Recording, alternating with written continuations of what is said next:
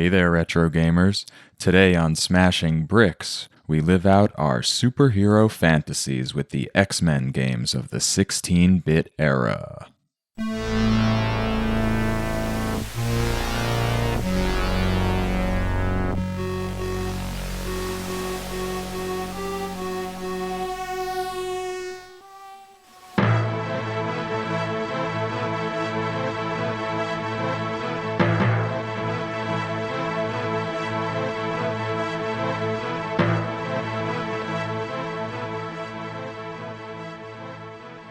Welcome back to Smashing Bricks, a retro gaming podcast. My name is Eddie Inzauto, and I'm here once again with the returning superhero, Anthony Gnagnarelli. How you doing, man? What's going on, Eddie? What's going on, Smashing Bricks audience? Feeling good. Feeling extraordinary.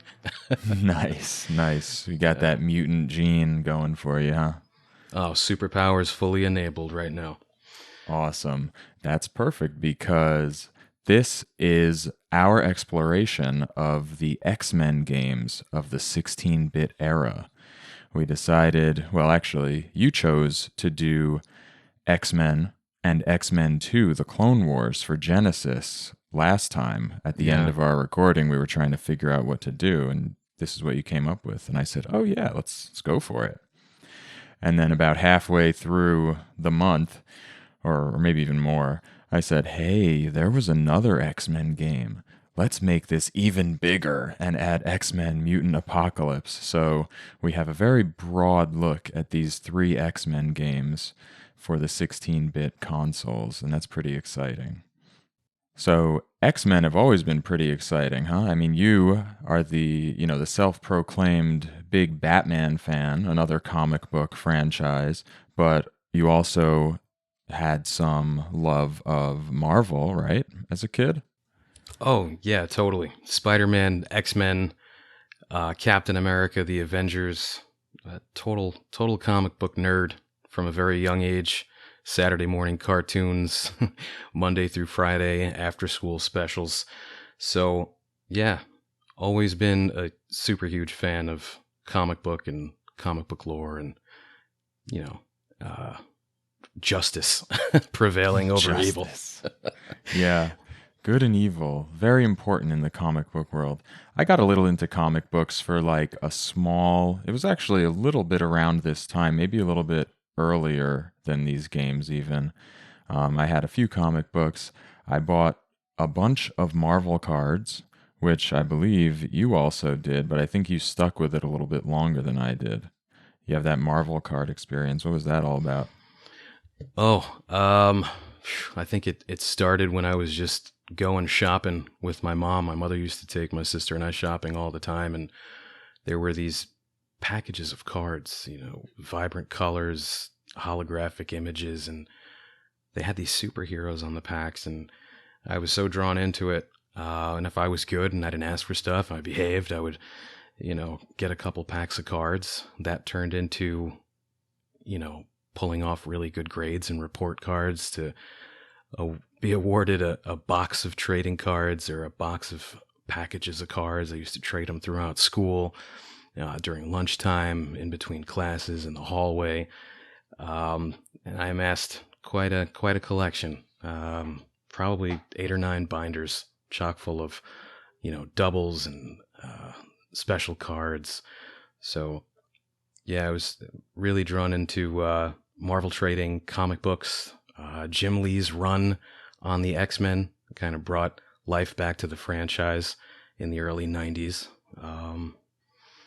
They were just so epic, the battles, the way they were drawn. So this love then translated into the video games where you could actually embody and play as the characters that you loved in these cards and in the comics, right? Yeah, like a day in the life, or a weekend in the life, or these games in particular, X-Men 2 Clone Wars, I spent so many hours playing and replaying. They were just so much fun. They were really so much fun to play. Very cool. So your experience was mostly with Clone Wars then, not so much X-Men, the first game? I played X-Men. I was actually introduced to it by one of my other longtime friends that I knew from preschool. And when we used to hang out, he had two older brothers. One was a total comic book nerd and skateboarder, and he had this cartridge of X-Men. And I remember seeing it just like playing, like auto playing in the background when we were like, like pilfering through his room to find out like cool stuff, like like Home Alone when he's digging through his older brother's stuff. And yeah, I was hooked on it. And I the next thing I remember, I was begging my mom to bring me to the local Captain Video to grab a cartridge to rent. And I think my birthday was coming, and I got that game for my birthday. I spent a lot of time playing with that, and then X-Men 2 Clone Wars came out, and it was such a step up from X-Men, and it was super cool. Yeah, I mean, I digress. So many hours spent playing X-Men. But no experience with the Super Nintendo game, though. A little bit later in my life, in my late teens, there was like a reemergence of classic games. I forget the name of the store that used to have all of the old cartridges that you could buy and trade. And I played a bunch of games with my buddy Matt, and we would just hang out and do things that high schoolers would do. Spend hours just playing video games. So yeah, lots of time spent between when I was 6, 7 years old into my late teenage years in high school. So nice. Yeah. So I don't have a ton of experience with these X-Men games. I had thought that I played Mutant Apocalypse, but I think I just read about it in Nintendo Power because I was like fully aware that it existed. Although I had forgotten when you mentioned the two on Genesis, I didn't think, oh yeah, let's add Mutant Apocalypse until later. But when I remembered that it existed, I was like, oh yeah, I've definitely heard about this game a lot. I think I even played it. And then when I went back and played it, I realized, oh, I never played this. So I'm coming into all of this as a pure newbie. But I did play the X-Men arcade game as well as the Avengers game. And those were things that I feel like they were at the bowling alley when my dad used to bowl on the bowling league. It was like one of the games. I think maybe Avengers was at the bowling alley. So I had maybe more experience with that than the X-Men game. And the X-Men game was at the arcade that I didn't go to as much. But I loved those two. So I was thinking, man, if these are anything like those, this is going to be amazing. But I never actually played the X-Men 16-bit console games. So let's talk about the games themselves. We're not going to dive super deep into the history of like their development or the stories behind it, but we will tell a little bit of the details of their releases and stuff. So first we had X-Men. That was in 1993 on the Genesis, developed by Western Technologies Inc. and published by SEGA themselves. So this was, I guess, maybe the first dedicated X-Men game of the 16-bit era. And when it came out, we had a EGM score of 6.8 out of 10. And I looked up the average score. There wasn't a ton of data for this, but I looked up the average score of published reviews around the time, and that came out to a 66%. So 66 to 68 out of 100 wasn't like super highly rated. No, it was probably like 666. I mean, this game was notoriously hard. Like so many people just hated the fact that it was just insanely difficult, Do you remember at the time that being sort of the sentiment about the game? I think, coming off of that story where it was a game that belonged to my buddy's older brother, that the difficulty that I had playing that game, 4 or 5 years younger than him, was probably a lesson in and of itself. I probably Yeah. wasn't at the level to play that game. So it caused much frustration when I was younger. Okay.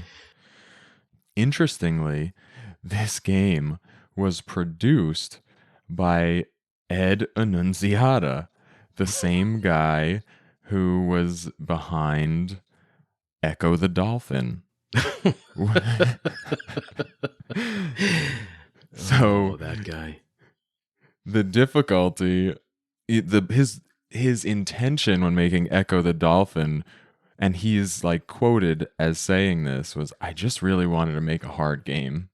This was part of kind of his philosophy back then, was to not let these games have their value extracted out of them in just a weekend rental. So I wonder if the difficulty Touché, for Mr. this, Annunziata. yeah. So that's a little bit about that game. I don't know who Western Technologies Inc. is though, and I couldn't find any information about it. But how epic is that box art? Oh yeah, so good. The box art for this game was really cool, which is shocking because box art was notoriously awful early on. I'm seeing here that IGN revisited this game in 2011, naming it in its 15 really, really, really hard games list, saying that it had unfairly placed enemies, ridiculously annoying jumps, and near impossible to beat bosses. So we'll weigh in on that a little bit later.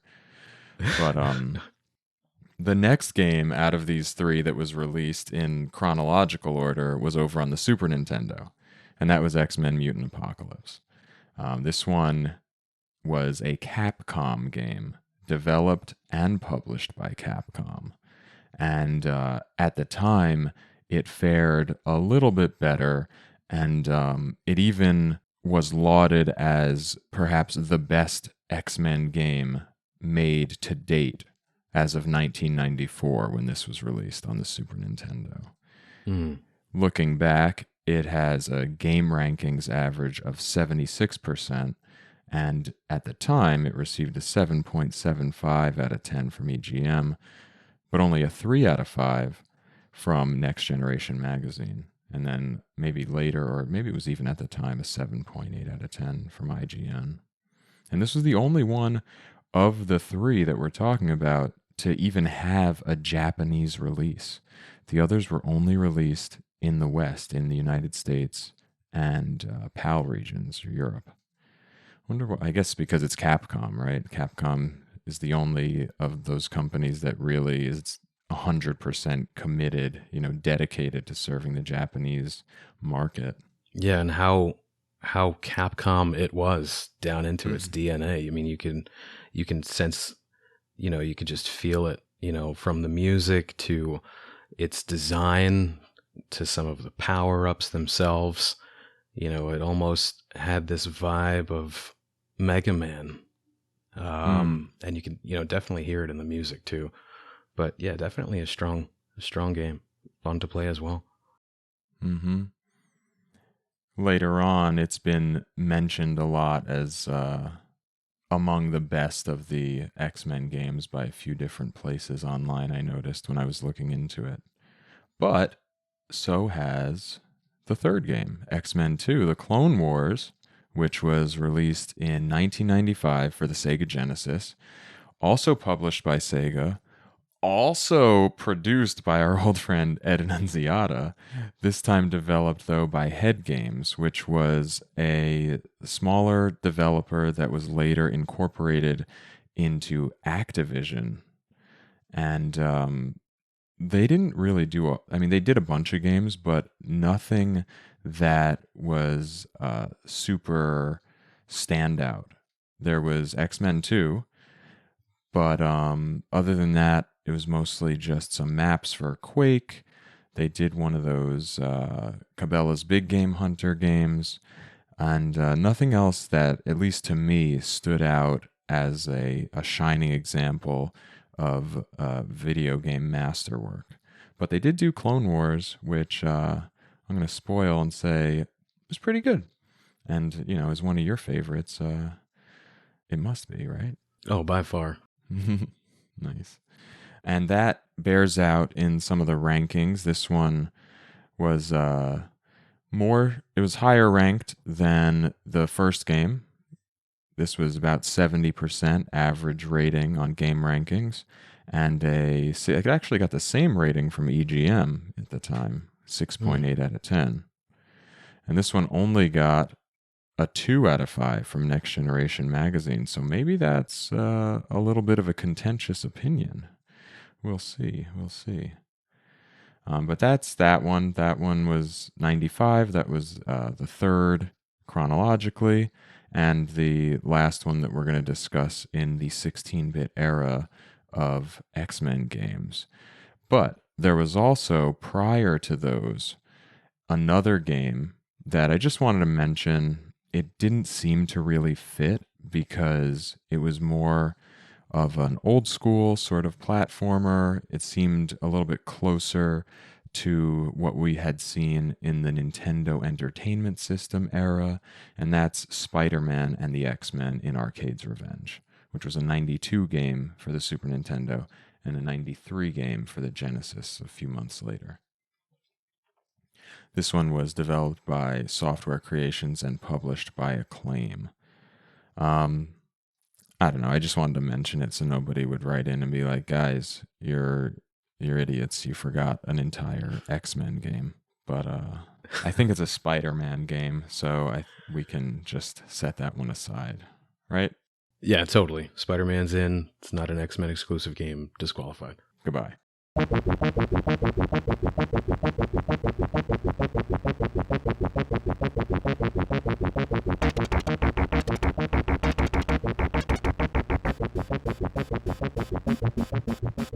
Okay, so that's a little bit of the history. Not as in-depth as we've gone because we wanted to save enough time to actually go into the games themselves. What kinds of games are they? So how would you describe these games? What sort of genre are we talking here? Side-scroller, action games. There's a lot of verticality in X-Men 2 Clone Wars in particular. But X-Men Mutant Apocalypse, yeah, it totally feels more like a beat 'em up. Yeah. Yeah, I felt like that one really struck me as like the classic Capcom beat 'em up style that I'm very familiar with from games like Final Fight. It's a little bit more like that. And it was actually the only one of the three that was strictly single player. Mm-hmm. So the Sega games both had multiplayer, whereas Mutant Apocalypse was just a straight single player sort of beat 'em up game, and the others were doing a little bit more as far as letting you play with a friend. Have you played those games multiplayer, right? Yeah, I've played both X-Men and X-Men 2 Clone Wars multiplayer. So how did the multiplayer work in those? Were you playing two characters on the screen at the same time? Yeah. So unlike like the Super Mario days where you would, lose a life and then the next player would go, you would both be on the screen at the same time. Yeah. Oh, nice. So interestingly, if that one was so hard, I wonder if it was more tuned knowing that you could have two players playing. I wonder if there were more enemies for the two-player, or if it was the same number of enemies for both. Because, I was playing single-player, and it was really hard. If the number of enemies was the same for two-player, that would really change sort of your perspective of the difficulty, right? Yeah, I don't recall the enemy count being greater in multiplayer. I think that, just progressing through the levels might have been a bit of a challenge, unless you were both, moving at the pace, for the screen. But yeah, you gotta stay on the same screen with each other. Yeah, I don't recall that there was, one player dragging the other, from there, if one player would stay on the left-hand side and another player would be progressing. Okay, so those had the multiplayer. Was the multiplayer basically the same in Clone Wars? Kind of just the two of you on screen going around wrecking? Yeah, totally. Nice. Now that was probably a lot of fun, 2-player, because you felt like you had a little bit more power. Yeah, no, absolutely. I mean, a lot of the players had significant ups in Clone Wars that they kind of lacked in the first X-Men game, aside from Cyclops and Gambit. Real funny, like Nightcrawler was so agile in every iteration, but he was almost the most limited as far as his agility, in X-Men. In the first one. Yeah, so who did we have in the first one? Wolverine, Cyclops, Gambit, and Nightcrawler. And then there were a couple. Who were the additional characters? So yeah, you would collect these head icons of Rogue, who would charge through, and you'd have Iceman, Archangel, as opposed to the original Angel, and Storm. I think those were the 4 assist characters you could call in. I like those assistants. They were kind of like a lot of games of that style might have had, the special move button that would clear the screen. And these characters sort of took that concept and turned it into something that remained within the fiction. Like you're calling in these people for help, because like Archangel would swoop across the screen 3 times or 4 times, just shooting. What was he shooting? Like bullets? What's he shooting? No, he was shooting. I think it was those. I don't know if it was adamantium or some other type of metal from his metal wings that he got from. I believe it was Apocalypse, when Apocalypse made him one of his 4 horsemen. But there was almost like a strategic aspect to which of those, if you had more than one, which of those assist characters you would call in, depending on which boss you might have been fighting at the time, or even in the case of Traversal with Iceman, right. who could send you through almost an entire level, But there was also Jean Grey, who would save you, if you jumped off a ledge or something or fell. She would kind of use her telepathic ability to bring you up and put you back on a ledge. Right. Yeah, that was and she was not something that you had any control of. They just kind of incorporated her. Okay, if our players die, essentially, right? Falling off a cliff was typically dying in video games in this era. Yeah. Instead of doing that, we'll have them come back and be placed on whatever platform or nearest platform that they fell off of, but also be able to throw in another character to tie it back into the the X-Men universe. That was pretty cool. Yeah, and Nightcrawler had the ability to teleport another character, but I don't really remember using that aspect of him while playing co-op.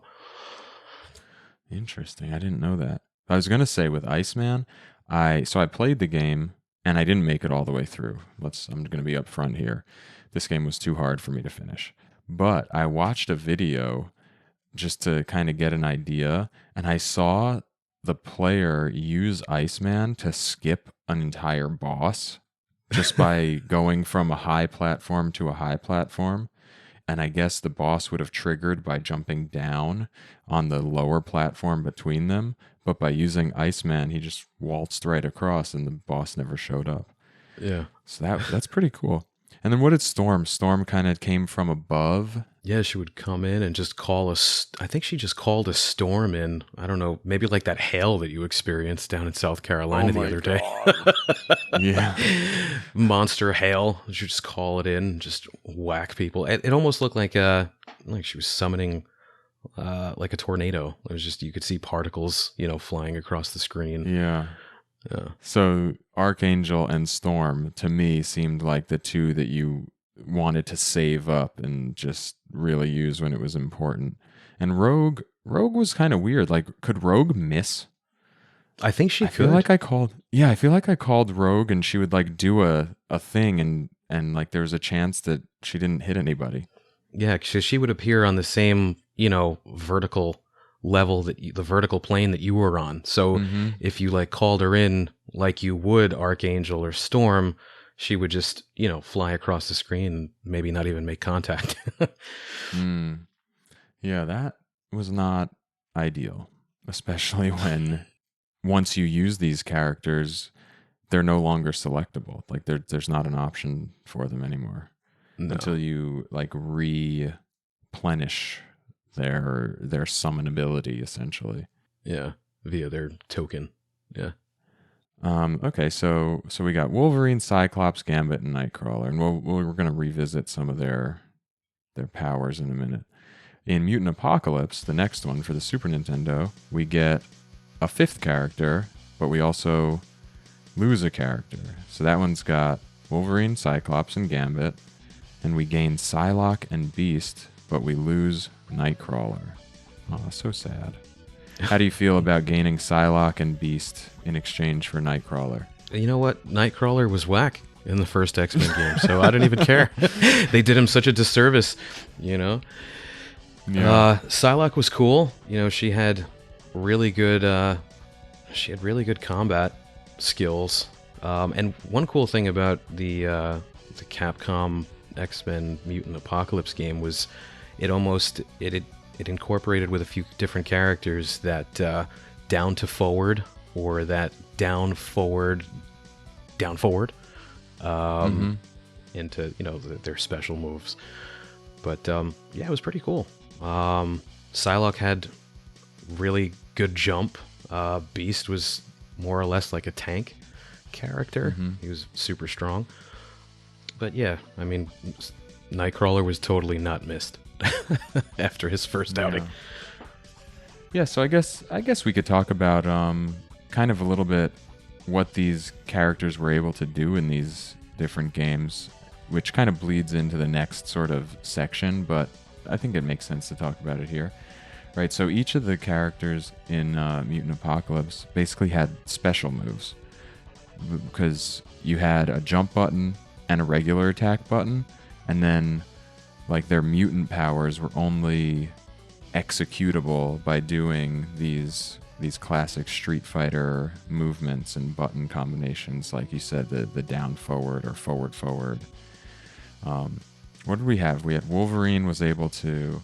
He could do like a tornado claw. He could do like a dash, which would like chain maybe like, I don't know if it was 4 or 5 hits together, which would go through multiple enemies, which was pretty clutch. And, you could utilize that as a dash in a couple of different levels where, speed was crucial, whether it be ground, falling underneath you or crumbling beneath you or magma chasing you. Oh, right. Oh yeah, you could climb on the walls too. Yeah, that was pretty cool. Cyclops was able to shoot his eye beam, right? His laser face. His optic blast. That's what it's called. His ruby quartz glasses, yeah. He could never open his eyes without his special shades, without unleashing his mutant power. Gambit had his classic cards, which he could throw either singular or I think there was a 3-card throw. Psylocke had her, what is her power called? I forget. Which it's like a psionic fist, and she could also do like what was that, like a flash kick, almost similar to well, again, Capcom, similar to Guile's flash kick. Yeah, she was very martial arts inspired. I guess like the character is. Yeah, she didn't have her sword in the game though, did she? Oh yeah, you're right. She didn't have her sword. She was just purely hand to hand and super punch and flash kick. Yep. Interesting. I wonder why. Maybe it was a balancing thing, like to give her the extra reach that a sword would have given her would have been too much. Too much. Or is it fine, like within the character canon, it's okay for her to not have her sword? Well, she always had it, but she was a ninja, so, hand-to-hand combat's totally in her wheelhouse, so, it's forgivable. Okay. And then Beast was pretty cool. What was his special move? He was kind of like Blanca in a way from Street Fighter. Yeah, totally.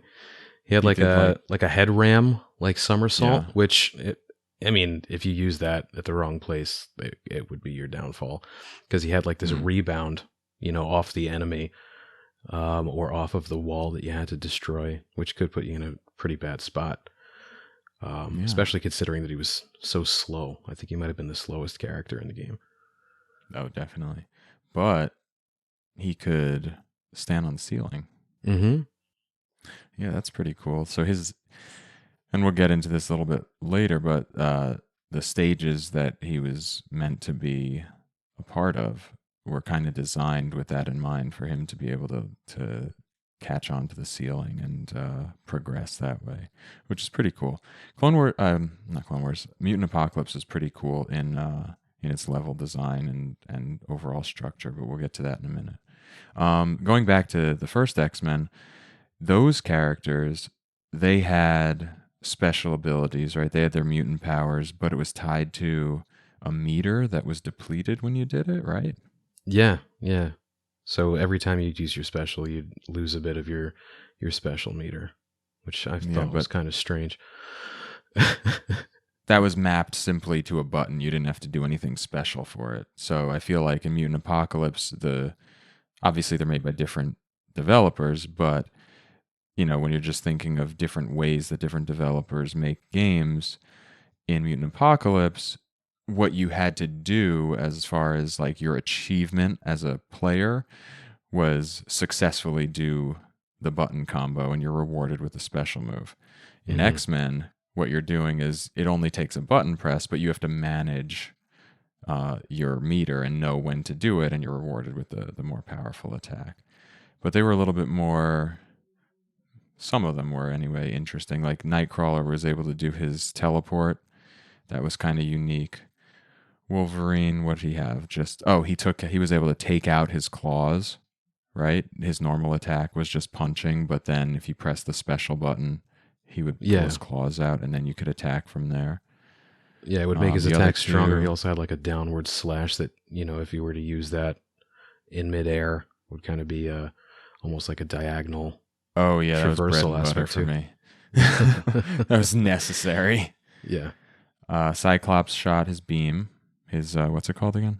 His optic blast. Yeah. And he had punches. Oh man, he had that sick one too. Oh yeah. Yep. Yeah, and he had a sweet jump kick. Yeah, oh yeah, it totally had a sweet that. Well, he would just keep one leg tucked in and just throw that other. But yeah, it was so funny looking. The way, it was almost like he was sitting cross-legged, or back in the day, as we would say, Indian style, but with one leg out. Yeah, he was just like sitting in midair.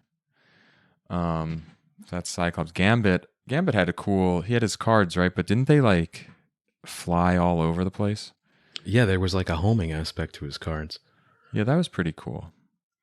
So that one you had to manage your stuff. Clone Wars, however, it was sort of a different approach yet again, right? Yeah, in X-Men Clone Wars, you could use your specials as much as you wanted. And there was... It was basically like a strong attack in this one. Yeah. So like your powers... Yeah, so it was the stronger the more health you had, right? Or the higher your health bar, the stronger your special attacks would be. Or they would even be, pushed beyond a bit if you had your top 2 health bars. Right. Yeah. And you could charge them, right? Yeah. With some characters you could, yeah. Nightcrawler and Gambit, Cyclops, you could charge them up. So in this game, yeah, we had our jump, our regular attack, and then our special attack that had unlimited use, could be charged, and could be strengthened by getting, higher health. That's pretty cool. And that was represented by the health meter, like the top 2 bars were a different color. So you knew when you were in that zone. Yep. And here we had the most characters, most playable, 1-to-1, you're controlling them characters, right? We had 6 to start. 6, and then we get a bonus. Yeah. Yeah. Cool thing about Psylocke in X-Men 2 Clone Wars, because of her psionic fist or her psionic punch ability, anything organic would actually, you could take them out in one hit. She would just phase them out. Is that what it was? Okay. Yeah, I loved that. There was one level where I decided to use her, and I think it was one of the ones where there are these dudes floating and shooting at you, and they must have been of that category of enemy, because when I hit them, I was like, oh my God, I found the key to this level. They're gone. Where'd they go? So good. I loved it. Yeah. So that's Wolverine, Cyclops, Gambit, Nightcrawler, Psylocke, and Beast, all the characters that were in the first 2 games combined. Right. And then we get to add Magneto later. Yeah, and the music. The music was just so awesome in X-Men 2 Clone Wars. I would try to find the soundtrack. It's so good. Yeah, I like the music in Mutant Apocalypse also. Music in the first X-Men, I don't know. Yeah, so these guys, they all had their special attacks. I liked Wolverine had the sort of the claw swipe that made him lunge forward. Cyclops was able to shoot in, or no, Gambit, I'm thinking, was able to throw his cards in multiple directions, right? He could throw it straight up. Is that right? And then Beast, I barely used Beast in Clone Wars. Yeah, Beast is an acquired taste. He had, like, if you held down and used the special button, he would do, like, this lunge attack with his claws out, and then he would do, like, this ground pound, which didn't really do much of anything when your health wasn't all the way up, but when it was, it would, like, shoot projectiles both to the left and to the right. Oh, okay. Yeah, I think I did encounter that, but I wasn't always running at full health. There was a learning curve to Clone Wars, but eventually I got the hang of it. I did like Nightcrawler a lot to start early on in this game. I felt like he was very nimble. He had a lot of mobility. Like, he felt like what Nightcrawler should be. Yeah, absolutely. Right? Yeah, especially if you take him like a step further and use his teleport, maybe to teleport above enemies or diagonally above enemies, and you could direct his drop kick. So you could bring it straight down. You could bring it, diagonally down. He was definitely what Nightcrawler should be, especially in a side-scrolling semi-beat 'em up. That was one cool thing about, I think it was this game. Beast could do like a handstand kick. Was that in Clone Wars? Yes, it was. Vertical. Yeah, so this game had like the ability to direct your attacks very well. I thought that was cool. And then Magneto, I didn't really play much as. The thing that stood out to me was that his attacks were strong and he moved like molasses. He was so slow. Yeah, he had no melee. So you would use your jump, and then if you triggered your special, you would, he would float using his magnetic ability, to suspend himself in midair. But yeah, he could totally fire off shots in, all 8 directions? Yeah. Yes, that was pretty cool. Okay, so that's the characters. I guess getting back into more of the sort of fundamental structure of the games, we can jump back to the first X-Men. In that one, you kind of had a situation where you had a team. You're like managing the team because it's a very hard game and you don't really refill your health much while you're playing. No. So as you're playing, you have to switch between characters to try to keep them all alive. And as you're losing health with one person, you switch over to someone else. Yeah, very reminiscent to Teenage Mutant Ninja Turtles for Nintendo. Yeah, exactly. Yeah. But the funny thing is that in Teenage Mutant Ninja Turtles, you could do that whenever you wanted. In this game, each level has a limit to the number of times you can switch, and the game doesn't tell you. So I thought it was just one and done. I didn't know that there was a random nature to it. Some of them let you do it 4 times. It's not random. It's just each Okay. level has a set number.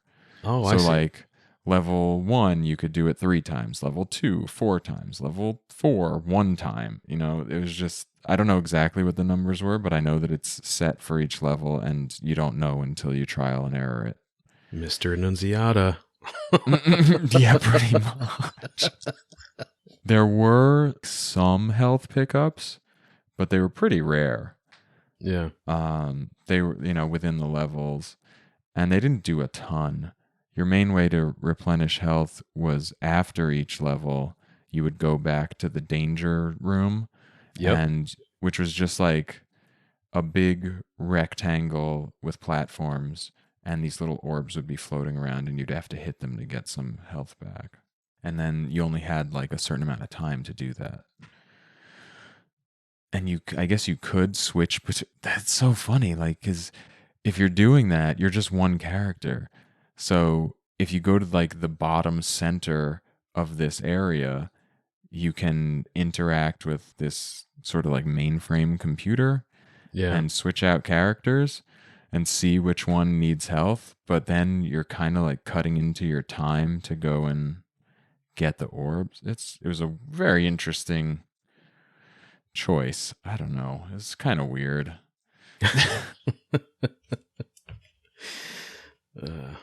Somehow injecting some puzzle aspect into the game. Yeah. So nuts.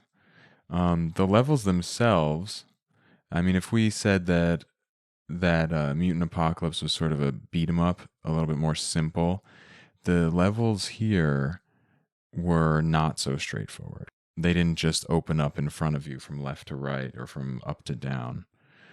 There, you would run into points where you couldn't progress unless you found a little key hidden somewhere, which were just little orbs.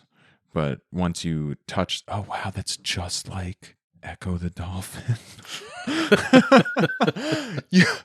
you that's so funny. You would have to like get the key, and then the next time you went back to revisit the door that it opened, it would open. But there was no indication of what went to what. Yeah. But at least you could tell like what was a door and what was a key this time. You know, a key was a key, a door was a door. So that's good. Kind of, you know, it's kind of like Metroid-y, but not completely. I thought that was cool. Even if it was hard. Like the idea, I like that concept in video games. How did you feel about sort of that whole style of progressing through the levels in X-Men? It forced you to kind of take next to all or all of the enemies out. There was one level in particular, I think it was like a base with a bit of a space traversal in the middle where you kind of had to, you know, move backward, up and down to find these different keys, you know, punch certain panels to open doors or, call out more enemies until you get them all out. And then there would be a key there. I mean, yeah, it was kind of cool. It would have been nice, as you mentioned before, if there was some type of, you know, connection between the key, you know, similar to kind of like a Doom thing where you got different color keys for different color doors. Red key, yeah. Yeah. It was cool. I liked how you could step deeper into the background on most levels, really, right? Oh yeah, to get like in the building or into a hallway and then come back out. Yeah. That was cool. That was creative for the time.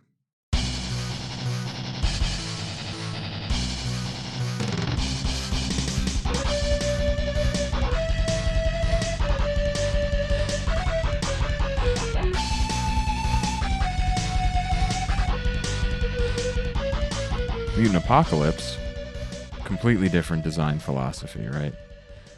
Oh yeah, without a doubt. Beginning, you just start at the beginning, go to the end. There's no sort of puzzling. There's no like labyrinthine design to the levels. There were challenges, obviously, but it wasn't a spatial challenge.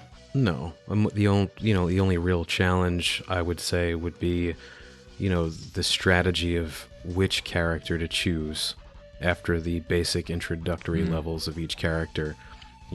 If there was some climbing involved, you would definitely need to bust out Wolverine, or if there were a lot of enemies that, required a projectile, Gambit or Cyclops, something to that effect. Mm-hmm. I felt like Gambit was a little overpowered in that game with his Yeah, he was cards. the one to use. Yeah. Right? I was right about that, right? Like, because if you used his cards, it took off huge chunks of health. Yep. Okay. Especially with that 3-card spread. Yeah, pretty cool. I liked him. But you couldn't always use the same character in this game, right? Because you alluded to it just before, but the game starts out where you have your 5 characters on the character select screen, and you have to complete a level that is specific to each one of the 5 before moving on. Professor X kind of, goes over the game plan. I love that. That was cool. Like you're going here. You're doing this thing. You stop the army. You're going to, their naval base. Like everybody had their objective. Yeah, you cover if you're covering this, that means that Wolverine can get in over here. It was cool. It was like planning a heist. Yeah, totally. Like. I liked it. Because, it kind of was, right? So the story of this game was you were going in to rescue, at least in the beginning, you were going into Genosha to rescue the locked up mutants. Yeah.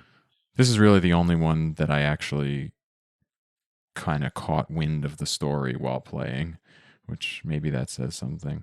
I guess Clone Wars made sense too. It was a little bit, it was pretty straightforward. I have no idea what was going on in X-Men in the first one. Yeah, no, it was all brought to you by, just the scroll type, that you would miss. Like sometimes the coloring would be off or whatever. It would just blow right past you and you didn't really know. Clone Wars, that was straight level by level by level. I don't remember there being much of any. You know what? There was. Yeah, in between levels, you would kind of get, like what was going on. But Mutant Apocalypse was definitely the one of the 3 that gave you a clear sense of what was really going on and why each character was crucial. Yeah, it had a great sense of progression. Yeah. In your goals. Yeah, so you did the first 5 stages and completed that. And once you completed it with those 5, you moved on to like the next section of the game where there was a level that was sort of like a level and a half that you could play with any of the characters, but it was always the same level. And then once you got past that part, you had like a mini boss rush because there was a boss at the end of that. And then for whatever reason, Professor X is like, here, practice. Right? Like on a couple of dudes. Yeah, here's Juggernaut. Here's Omega Red. Get some training in. Yeah, a little weird. Yeah. And then there were after that, there were 5 more levels, but you only had to play one of them. And so there were 5 levels only because there were 5 characters. So whichever character you chose, that would determine which level you were playing. And then there was a mid-level boss there, and then at the end there was Magneto. But how did it work? Like if you beat a couple of them, you could get a better ending? Or you had to beat 2 to beat who was the boss there in the middle? Exodus, I believe. Exodus, right, yeah. Yeah. I don't even know if you had to beat him, because if you beat him in one level, he would just go away after you finished half his health. And then if you fought him again in a different level, like if you said, okay, I can't do it with Psylocke, for example. Right. And then you go through Wolverine's level, he appears again, but he still only has half health. And then if you beat him, he doesn't show up in any of the other ones. Yeah, according to what I read, apparently if you went through the game without dying and without using any of the cheat codes that you could do, in kind of like Mega Man fashion too, where you would select a certain character. I think there were 8 character spots, and it would give you the ability to jump to certain levels. But there was supposed to be some extended ending if you did it perfectly without losing a life or using any codes. So it's a mystery to me. Oh, interesting. Yeah. That's pretty cool. Yeah, so they put some thought into sort of the story progression of the whole game. I like that whole design. It is very, I would say, unique, because I've really never seen another game kind of organize its levels that way and tie them to the characters in that way. Pretty cool. But within each level is pretty linear. Yeah. Not much verticality either compared to, X-Men, or even more so Clone Wars, especially in the later levels. Kind of either going forward or going up. Like, it was one direction at a time, more of a corridor than a maze, essentially. But it did have a lot of the DNA of those other games, like you said, like Mega Man X, Street Fighter with the moves, Final Fight with the way that there were even times where you have to clear enemies off of like a particular screen before it would continue scrolling, which is just like classic. Waves. Yep. Yeah, exactly. It's like back to Double Dragon or like Final Fight. There were health pickups in this one, kind of like Mega Man energy tanks. Yeah, like exactly. They had the small ones and the big ones. Yeah. And then each level had these little X icons that if you collected 3 of them, you'd get an extra life for that character, or maybe for all characters. For that character in particular, yeah. Just for that character. Yeah. Yes, that was cool. And it was definitely a little bit more forgiving. I'd say so. But, I mean, Clone Wars, moving on, Clone Wars was also more forgiving than the previous X-Men game. And it was kind of in between the two as far as design, right? So how was this game sort of put together? Well, from the jump, you start playing once you turn that game on. It immediately throws you into like, the tundra, you're like at some Arctic base. The snow's just, flying diagonally across the screen. And apparently, if you're holding a certain direction, it'll determine which character you use on startup. But you play that level, and then it's like, once you complete it, this is what's going on. Yeah, it was pretty cool. Yeah, that was very cool. different. I don't think I had seen that in any other game at the time. Even up to today, not a lot of games just start like that. Yeah, no. I would say actually no games start like that, because when you think about it, games today have all the advertising for like, this is the publisher, this is the developer, this is the physics engine we use, this is the game engine we use, this is our website, here's where you can go to download crap, here's the title screen. Yeah. Yes, that was pretty cool. It started, I was a little taken aback. I was like, what's going on? And then that first level was like, kind of... It was kind of hard at first, and before I got the hang of how to play the game well, I maybe almost being thrust right into the game affected you like on a subconscious level. Yeah, I didn't not die on Siberia. Let's just say that the prologue that you're supposed to just finish, I died on the first time, no doubt. Which I'm embarrassed to admit. But yes, that's cool. Then overall, the game was 5 bigger areas that were each divided into 3 or 4 or 5 zones, sub-stages. Yeah. So that's pretty cool. That's kind of a standard way to organize a game. But the levels themselves were very maze-like to me. Did you feel that way? Yeah, absolutely. From the very first level that you get into, almost all of the different worlds, I guess. Yeah, you're moving left and right, you're moving vertically, and there are dead ends in a bunch of different areas. Yeah, everything kind of felt like there were horizontals, like it was built in layers. Like there were a bunch of horizontal layers, and each horizontal layer was blocked off at different points on the vertical. So you had to kind of like weave your way through and figure out which way to go, whether it's up, down, backwards, whatever.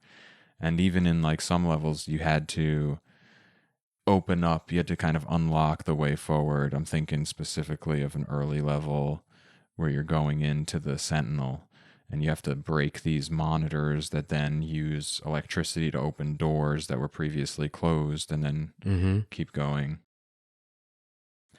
So that was interesting. There were a lot of environmental threats, speaking of that electricity. I noticed that right from the beginning, and it was kind of annoying, but I get like that's where the challenge is, High right? voltage. Like every level had some sort of environmental threat. Yeah, be it electricity or spikes or even flora and fauna. Like there was always something that would, just be active in the background. You're always on your turrets. toes. Yep. There was like a level with boulders just falling from the sky. Another really cool level that I liked a lot were these giant cylinders of spikes are just rolling back and forth. Yeah. Again, like in on the these temple. Yeah, and the temple again is kind of like a layer cake of corridors, like I described before. And you're going left and right and switching the direction of these rollers to try to get to the place that you want to go. Really cool. I like the way that the environment was incorporated, even at the same time being annoyed by getting hit by it all the time. It also had cool changes of pace. I mentioned the Sentinel level. So you have to fight this boss, and then when you do, what happens after you beat him? Yeah, you're going through the Sentinel factory or whatever, the plant, and you destroy the brain, and then all of a sudden there's like a self-destruct sequence and a timer. So the screen, you defeat the boss, and then the next level, that's it. Like the strobe lights are going, the red like emergency lights seem to be cycling. The whole screen is shaking. You're getting like the static of explosions as these pillars of flames or these pillars of explosions are, thrown in your way, and you got to make it out of this factory, before the timer reaches 0. Yeah, that was pretty cool.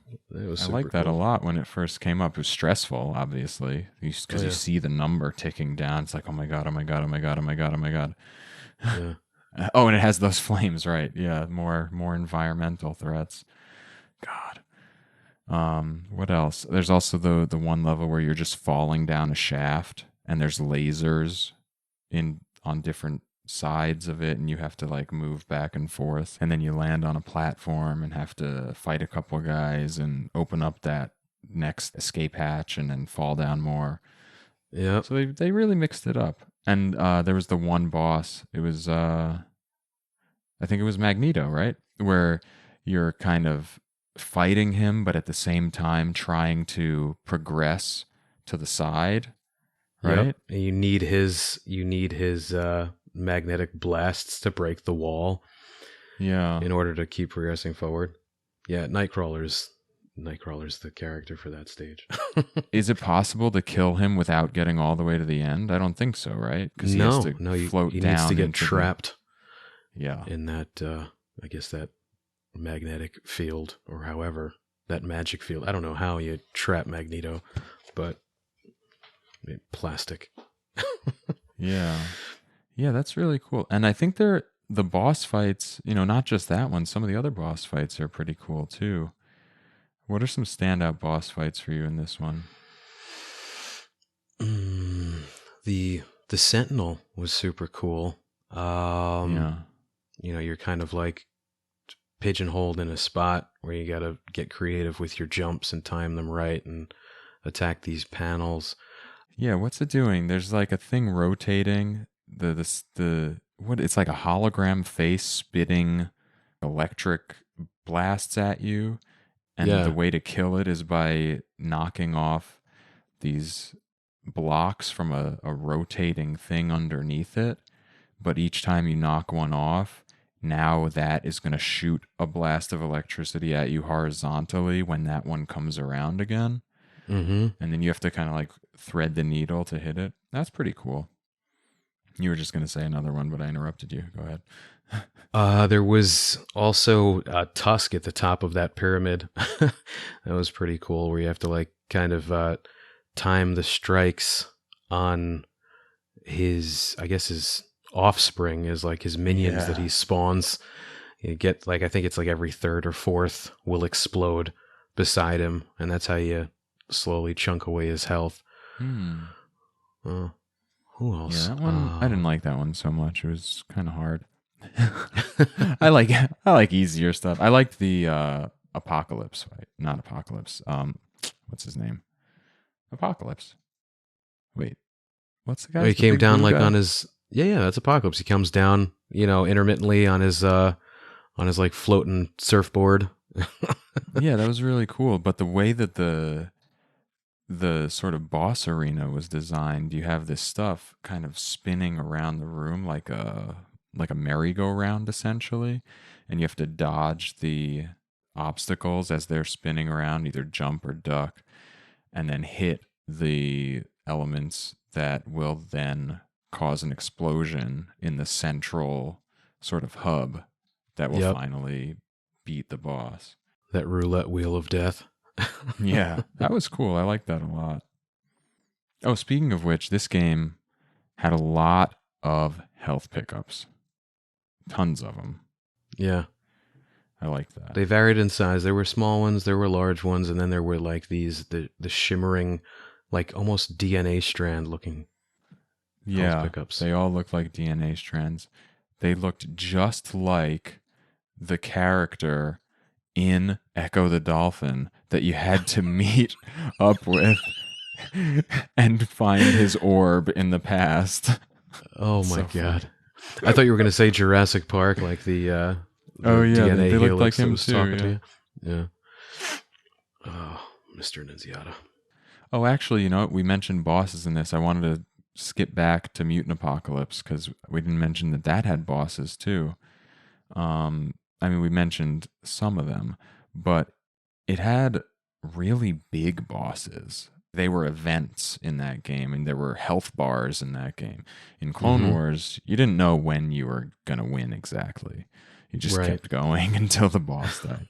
But in Mutant Apocalypse, it would put you in a screen with a big boss usually, and they had a health meter. You had your health meter as usual, and you could chip away at it. But each boss was a completely different kind of enemy from everything else that you fought. Yeah, I think it might have had the largest suite of like boss enemies too, just because of how many levels there were. Like each of the 5 primary levels had their own boss, and then you had those 2 simulations, and then you had a few more bosses after that, the boss run. Yeah. The one that really stood out to me, at least right now, was the big like alien looking one. What was that? Oh, like with the Brood Queen. The spike. Yeah, the Brood Queen. Crazy. Throwing this spiky arm at you, and you had to destroy that before being able to hit her in the face. And meanwhile, there's all this other stuff going on. There were a few of them that were pretty cool like that. There was one that was pretty annoying, which was just a rocket ship. Did you get to that one? The rocket ship. Well, that wasn't on Gambit's level. That was like the chopper that you have to. No, that was pretty easy. In the final level for Psylocke, the boss is just a launching missile, essentially.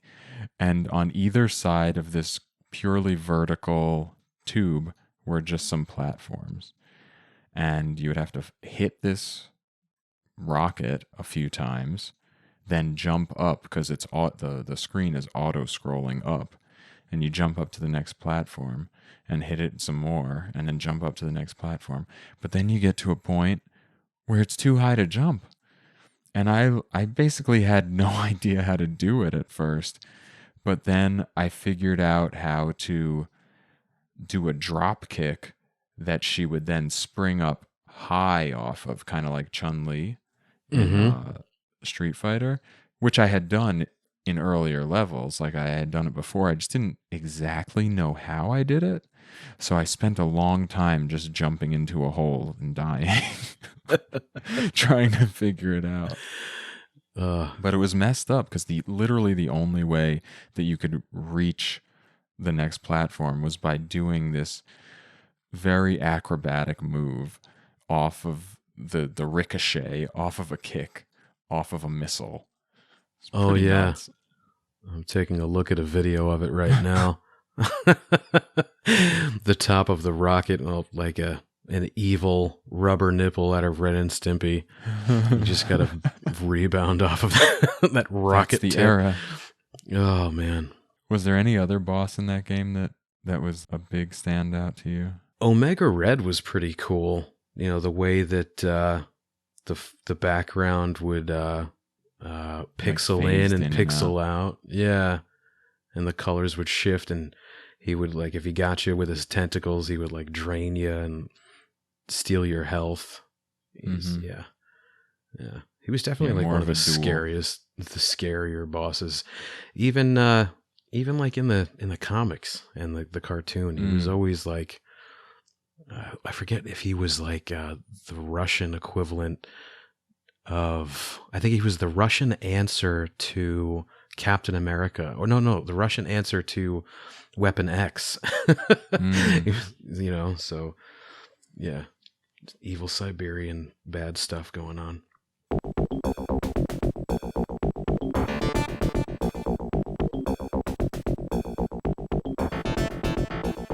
Well, speaking of, graphics effects, right? That phase in and out. Let's talk about the graphics a little bit. Like we sort of did a little bit. But how'd you feel about, I mean, you spoke about the sound a little bit too, but now we can kind of talk a little bit more in depth. Let's start with X-Men, the first one. How'd you feel about those graphics? Or like how would you describe those graphics? I didn't really feel like I was playing on a 16-bit console with that one. I don't know. The art or the lack thereof, it seemed very basic. I don't know. Maybe. Yeah, like they hadn't fully taken advantage of the hardware just yet. Yeah, I think they were more focused on that strategy and puzzle aspect, or that Echo the Dolphin nature. Yeah. And the music, the music was pretty basic too. Mm-hmm. I don't think that one looked terrible.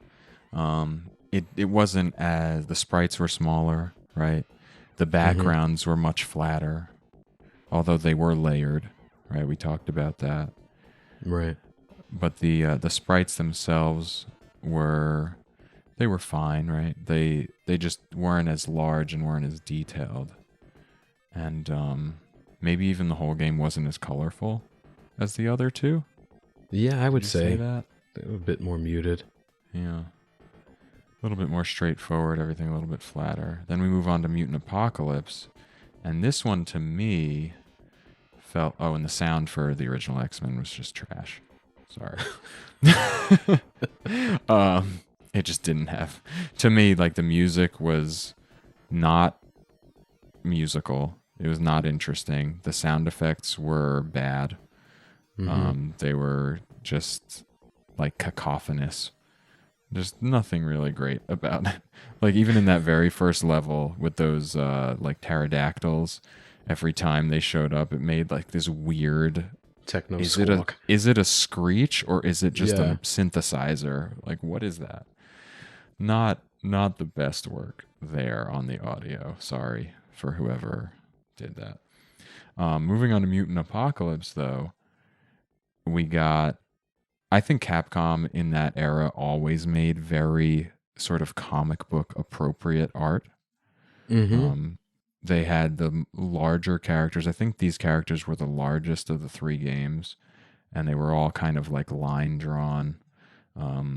They animated well, like they used a lot of different sprites to represent the characters in motion, a lot like Street Fighter would. Yeah, where they're almost like flexing in and out, like as they're standing there, Yeah, I like that a lot. And the bosses, like I said, they were kind of larger than life for the game. I like the way that one looked a lot. Colorful, smooth. Yeah, lots of neon in there. Yeah. And kind of diverse, right? Because each character had a different level in the beginning. So you had a bunch of different styles of backgrounds. They didn't do a lot of effects, kind of like Clone Wars did. I feel like Clone Wars was more experimental with the visuals, but Yeah, I agree. talk about it in a second. But there were definitely a lot of different sort of background environments going through Mutant Apocalypse. Clone Wars, I'll let you talk about Clone Wars there. Yeah, I mean, Clone Wars. It was level to level in Clone Wars. It was very different. You had a lot of moving pieces, a lot of moving platforms. The environments did their own interacting with you, or created these pitfalls for you. A lot of flashing lights or flashing screen effects, whatever you'd call them, Ed. The music was dope. The sound effects were very good.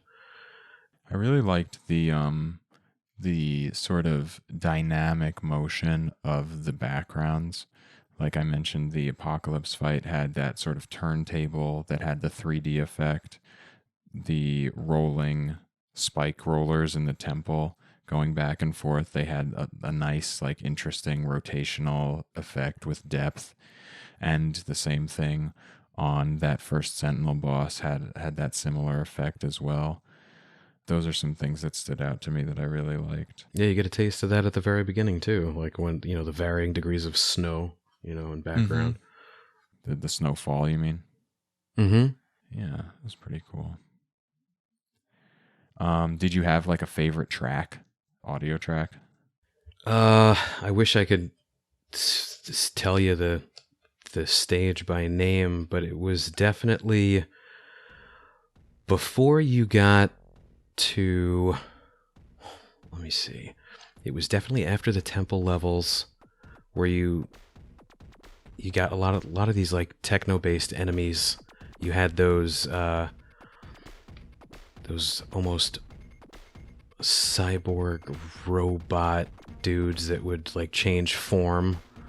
That was one. There was another music track when you were trying to get away from, I guess, the toxic water that was slowly creeping up underneath you. That boss fight with Magneto, that music was pretty choice too. There were a lot of levels. Yeah, and I noticed in some of the music that I've listened to as of late, there were some songs with samples that I think were definitely taken. Samples definitely taken from Clone Wars. Oh, interesting. So, yeah. I wonder if that was if that's a widely shared opinion that Clone Wars has very good music. So was that your favorite of all well, I guess between Mutant Apocalypse and Clone Wars, do you like the Clone Wars music the best? Yeah, I would say so. Right. Clone Wars is my favorite, hands down. Nice. I guess that can lead us into sort of summary or what we didn't cover.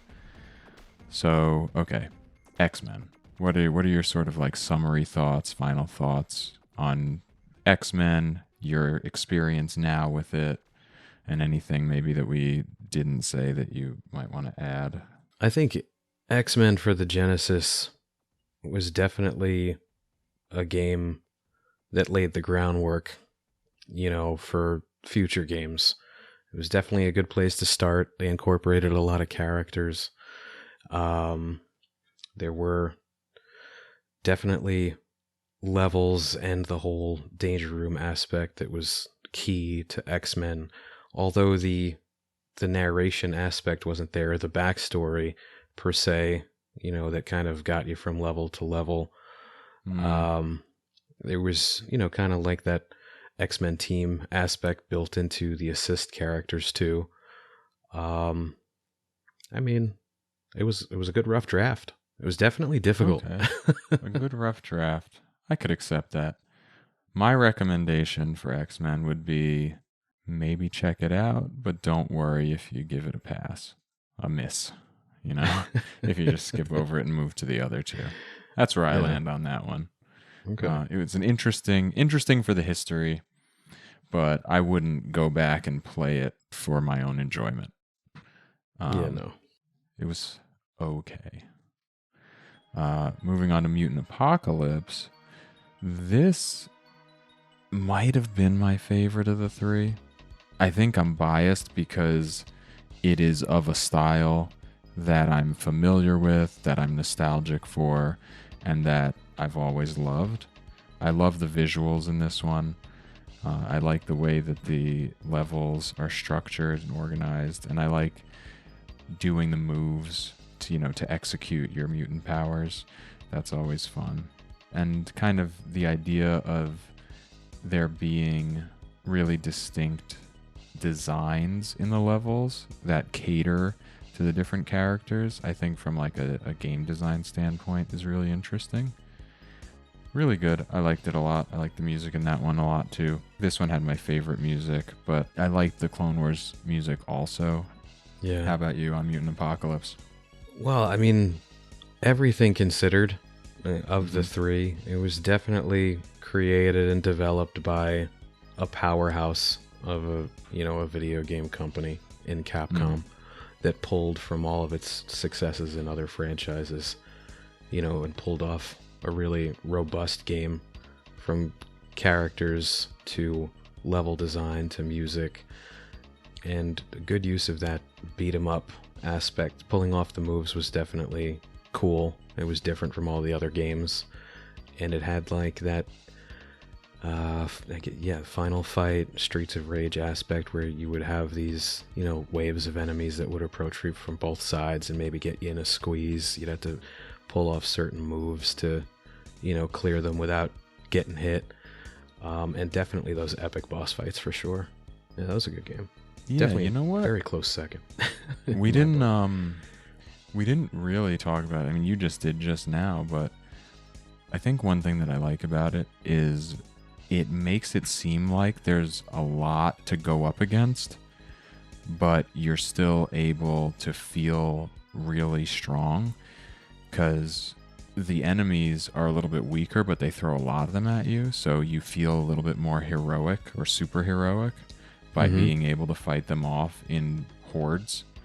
Yeah. To me, in my style of play, I guess, or the way that I experienced it. That's sort of a subconscious thing that I didn't really, until you just said it, I didn't realize that might have been going on, psychologically. That's Well, a I'm cool glad feeling. I brought that to the table. Yeah, man. Yeah. What I love about Clone Wars, though, I think, which kind of brings back that whole Ninja Gaiden conversation, was that if you had the right character, and a lot of times it might have very well been Wolverine, who could do that slash and, lunge forward, there is a kind of time trial aspect, or maybe self-imposed speed run aspect to different levels of that game, especially the ones that require you to pull off the wall crawling or the wall clinging, double jumps, and then the fact that your characters actually have speed built into them. You can run in that game in a way that you can't in X-Men, for sure, and in Mutant Apocalypse. You're striding through the game like you're walking through, but you got characters that all of your characters actually run in Clone Wars. So there's so when you mix up the attacks with the jumps and maybe a teleport here or there, that lunge, you can navigate through it fairly quickly. Yeah. Now, were they all the same speed in Clone Wars aside from Magneto? It was hard for me to be sure. I believe so. Yeah. I really noticed on that level where you had to go up dodging the boulders, and you go left to right and then up and then right to left and up. And when I was Magneto, I was like, no, we're going to start this level over. Sorry. And then I was like, wait, are they all different speeds? And then I tested each one and I tried to figure it out, and they all seemed pretty close. Yeah. If not the same. So Clone Wars for you was number one in almost all ways, would you say? Yeah, totally. Nice. But that's also the one that you have the most nostalgia for, too. Yeah, I grew up with it. It was a game that I owned. I played it multiple times. I revisited it, Yeah. from when I was, 6, 7 years old throughout now. I even found an emulator for my Galaxy, and I've played it, on my phone a few Nice. times, waiting for a train or, waiting for my next meeting or something like that. So, Yeah. yeah. Yeah, it's really interesting because the one that, I mean, I didn't play any of them really, which I said at the beginning, but because I had the nostalgia for the kind of game structure and design that was foundational to Mutant Apocalypse, that one became the one that I felt like I had the most fun with right Yeah. off the bat. But Clone Wars, like I said, there was a curve to it. Even at the beginning, playing the Sentinel level with the different floating robot things and all the electricity, I was like, Jesus. And then by the end, I was like, oh, no, no, this is smooth. I got this. And I started to like it progressively more and more, Yeah. which was pretty cool. The original X-Men it just existed. Yeah. So that just about wraps it up on the X-Men games of the 16-bit era. It'd be interesting to think about what other sort of sets of games we might be able to do in the future, but not next time. Next time, we're going to hit a sort of gap in both of our gaming histories, and that's Metroid for the Nintendo Entertainment System. And don't worry if you're a little bit younger, everybody. We're going to hit some of your childhood games too. We're going to get into post 16-bit as well, because even the Nintendo 64 is now almost 30 years old. And even the GameCube and the PS2, those are 20 years old. So those are all available. Those are on the table for future episodes. And we might do that in the next episode after the next episode, jump into something a little bit newer.